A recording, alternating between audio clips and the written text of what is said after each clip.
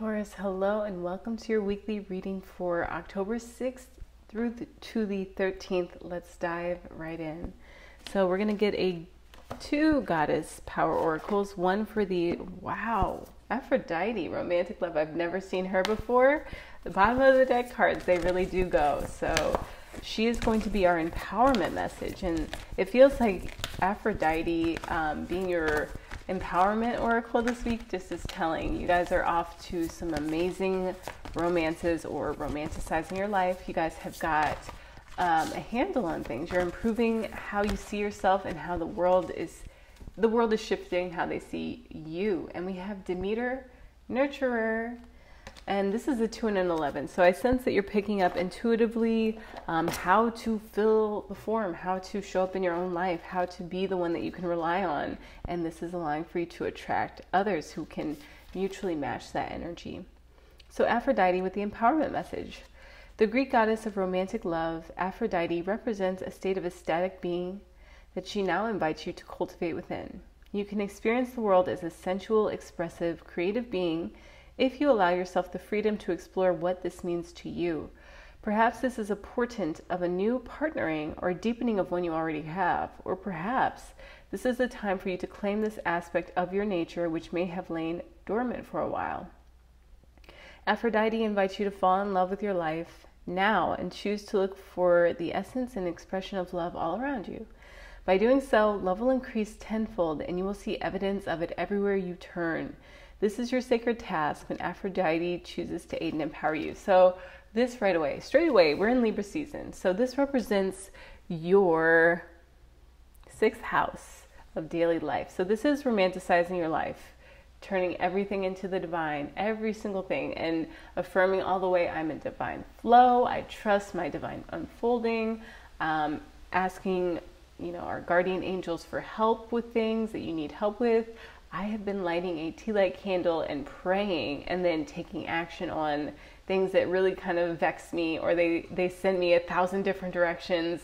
And in the past, I haven't been able to make progress. So these are just tips of the trade, but also Venus is in your 7th house of relationships. So these are relationships that you have in your life that you really value, that bring value to you. And I sense that you guys are growing a lot because we have this, building opposition of Venus and Uranus. So this is your 10th house. Uranus rules your 10th house, with Aquarius being there for my Tauruses. So your legacy and your daily life are coming into a focus and you're wanting to, measure up to what would be the ideal. So let's see what Demeter has to say. Alignment message. Do you sometimes overgive to people until you are an empty well? Perhaps you've attracted others who are needy and want you to look after them, or you might be in a pattern of people-pleasing because you're afraid to set boundaries. There's a sticky quality to connections based on this need to be needed. Although the possible repercussions for setting boundaries are in your mind, your body holds on to fear tightly, so it can be scary to make a change. No one wants to admit that they are manipulative or codependent, but it's important to be honest about where you find yourself now. Demeter knows the price of this way of being, as it caused her to lose something so dear to her. Now, she has come to show you another way. Your alignment task is to recognize that it's time to step back, take a breath, and to say no to the behaviors and people you know are draining you. It is that simple, Taurus. The divine is the one with the plan. No is a full sentence, okay? And it's up to other people how they feel about it. You're not responsible for other people's feelings, and you got to make sure that you get that, really absorb it and trust that as we develop emotional intelligence as a human species, we understand that people will project all of their internal onto the external. So it's up to us to have that divine neutrality cultivated within us with that Aphrodite effect on our life. The divine is the one with the plan. Gather your love, your nourishment, and your self-worth. Choose how to nurture and how you want to receive it. You are so loved when the goddess Demeter brings you her nurturing energy to help you course correct. So Venus this week from the 6th through the 13th, she is moving from 16 degrees Scorpio to 24 degrees Scorpio. So we open up the week with that 2 and that 11 are giving very intuitive feelings and perceptions reflected back to us in the outer world as to maybe what we need to say no to and what we need to romanticize a little bit more. So if you have work that you know you need to get done, be grateful. I was just watching The Hours, which combines Mrs. Dalloway, The Years, and The Hours by, what's her face, Virginia Woolf. And it's an interesting movie, but there's a part where one of the characters mentions being truly alive. And we have to give gratitude for our true happiness, of truly having the opportunity to be happy and to feel alive. And as this nurturer, there is a fine line between coddling and just nurturing. And I feel that you guys will know it. You'll know it when it comes up because you have this clarity, the Queen of Air. We are in Libra season, so you have this clarity in your daily life as far as what needs to stay and what is welcome to be returned to source, to be worked out in another way. We have the 10 of Water, a contented and rewarding family life. Your emotional and material needs are met. Trustworthy relationships, boom. It feels like you're seeding this or you're seeing this. So, and maybe both. And that's such a blessing. You just have to give gratitude and it will come in a little bit faster. 6 of Water. So there is I would say this ability to really draw from your innermost being to have this sense of emotional completion with where you're at right now. 8 of Earth. Skilled work is rewarded. Learning all there is to know about a topic, going back to school.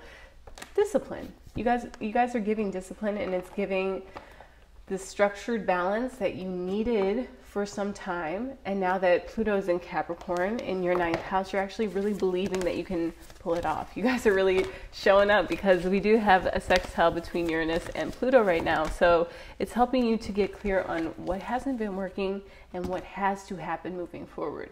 Dance with life. Do something to change your energy. You see, we have the full moon happening on the 17th of October in Aries. So for you all, that is in your 12th house. And right now we have Chiron retrograde, the planet of healing. There is a phrase, I hope to find it soon. It says, a healer is not someone who goes around healing others, but there is someone who is constantly seeking the answers to their own wounding. So, we have to look within and then allow for other people to be lit by our flame. We can't just go around sacrificing ourselves, which might have been the energy that was catching you guys up, was this self-sacrifice, this need to be this like Christ figure, and just getting it kind of confused as to what real Christianity is. Maybe you got confused from the church or from a desire to nurture people, which is, natural. In your 10th house, we have Pisces.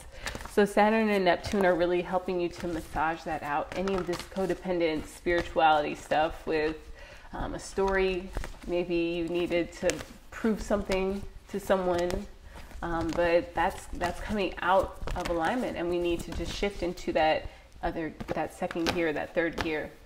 Oh, blessed be incoming messages. So I have a feeling you're going to learn how to change your energy, how to transform your life, how to romanticize it, how to say no, because sometimes that's equally as important as how to say yes. Small can be powerful. Don't overlook or dismiss something because of the size or humble appearance of the messenger.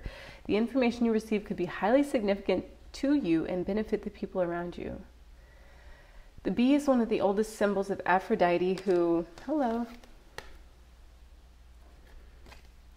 I look like her, hey. The bee is one of the oldest symbols of Aphrodite, the goddess of love. The French used the bee to denote royalty. The Merovingians used the bee symbol to show their connection to the oldest French royalty imbued with the bloodline of Jeshua and Mary Magdalene, descended from the royal house of David. The beehive is a matriarchal society. Perhaps they used this symbol to honor Mary Magdalene and Sarah, where the bloodline had originated and where it continued. We can learn to be like bees who gather pollen for themselves and their hive while doing good in the world. So it's whatever is best for me is best for everyone. Taurus, live by that this week. And again, I'm giving 90-day challenges. Live by that for 90 days. Don't be a yes person and say no to yes people in your life. Make sure that what you're receiving, you use that 2 and that 11 this week to start weeding out what just needs to be a no. If it feels like it's too complex, you're playing Twister with people and you just need to just like turn, you know, snap your fingers and it's done.